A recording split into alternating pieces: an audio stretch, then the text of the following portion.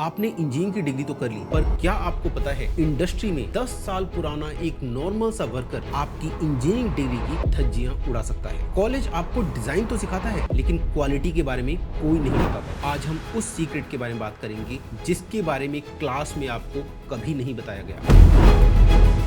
Problem ये है कि हमारा एजुकेशन सिस्टम हमको थ्योरी का राजा बना देता है। आपको स्ट्रेस स्ट्रेन कर्व पता है, आपको बर्नौलीज थ्योरम पता है, लेकिन अगर साइट पे पाइप की वेल्डिंग हो रही है और इंस्पेक्टर आपको बोलता है कि इसकी विजुअल रिपोर्ट लेके आओ, तो 90% फ्रेशर्स का फेस ब्लैंक हो जाता है। इंजीनियरिंग कॉलेज भूल जाते हैं कि इंडस्ट्री डिग्री पर नहीं, कोड्स एंड स्टैंडर्ड्स पर चलती है। और यही वजह है कि फ्रेशर्स आज 20 से 25,000 रुपए की जॉब में फंस जाते हैं। जबकि अगर कोई कैंडिडेट ऐसी ट्रेनिंग ले लेता है जिसमें उनको NDT, CHWIP, API, B-Gas, ASME इन सारी स्टैंडर्ड्स, कोड्स, सर्टिफिकेशन की नॉलेज मिल जाती है और सर्टिफिकेशन मिल जाते हैं, तो उनकी सैलरी लाखों में होती है।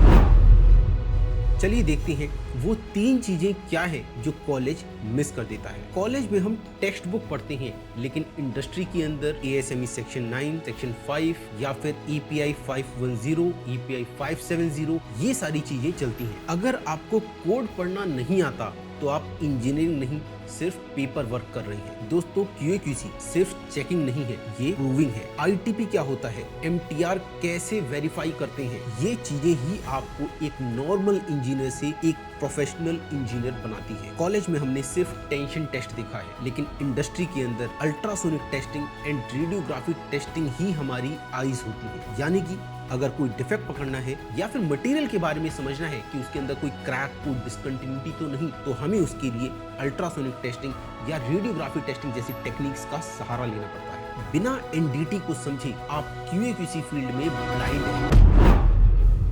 एक कहानी सुनो।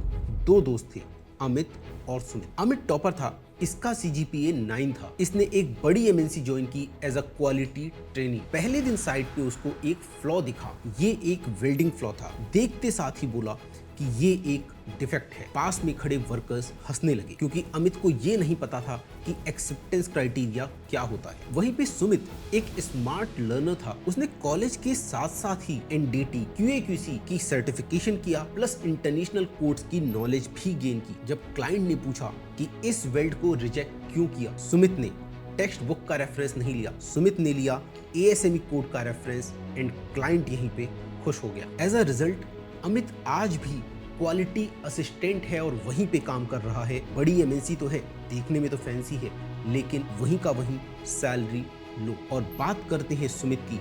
सुमित की सैलरी आज लाखों में है और वो गल्फ कंट्रीज में वेल सेटल हो चुका है। दोस्तों, सॉल्यूशन सिंपल है, लेकिन मेहनत मांगती है। डिग्री सिर्फ एंट्री गेट है, असली गेम आता है प्रोफेशनल सर्टिफिकेशन से, जैसे ASNT NDT level 2, QA/QC, CHWIP 3.1, B-Gas, NACE, API इन तरीके के सर्टिफिकेशन आपको राजा बनाते हैं। आज से ही आइसोमेट्रिक ड्राइंग एंड स्टैंडर्ड्स को पढ़ना शुरू करो। ऐसे लोगों से कनेक्ट करो जो फील्ड पे हो, जिनके पास इंटरनेशनल एक्सपोजर हो। ऐसे लोग आपको वो चीज बताएंगे जो आपको 4 साल की डिग्री भी नहीं बता पाई। इंजीनियरिंग खत्म होना पढ़ाई का एंड नहीं है, ये पढ़ाई की शुरुआत है। अगर आप सैलरी ट्रैप में नहीं फंसना चाहते, तो आज से ही अपने स्किल्स को अपग्रेड करना शुरू करो। कमेंट सेक्शन में मुझे बताओ कि क्या आपको कॉलेज में ASME या API कोड्स के बारे में बताया गया। अगर नहीं तो लिखो I want to learn। मैं इन टॉपिक्स पे एक पूरी वीडियो की सीरीज बनाऊंगा। सब्सक्राइब कर लो अगर आपको अपने करियर के ग्राफ को ऊपर लेके जाना है। जय हिंद।